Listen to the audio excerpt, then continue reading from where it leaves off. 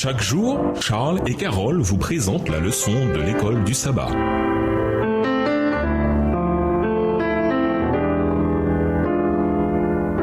Bienvenue dans votre émission Dieu nous parle. Nous voilà à la leçon 6, le ministère de Paul.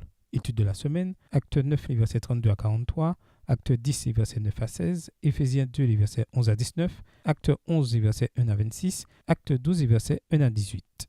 Verset à mémoriser. Alors Pierre prit la parole.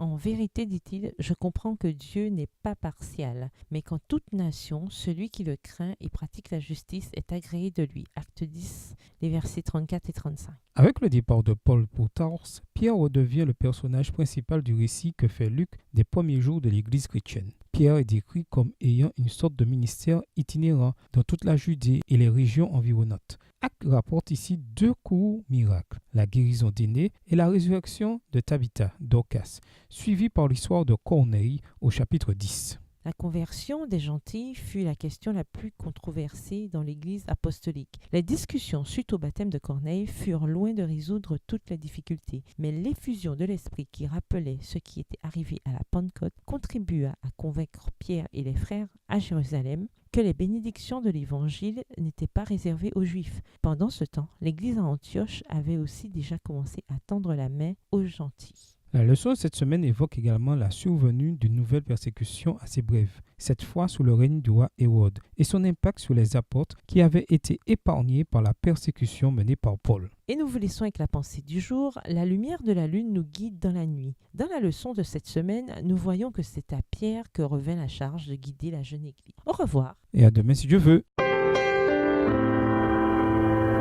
Dieu nous parle. Chaque jour, Charles et Carole vous présentent la leçon de l'école du sabbat.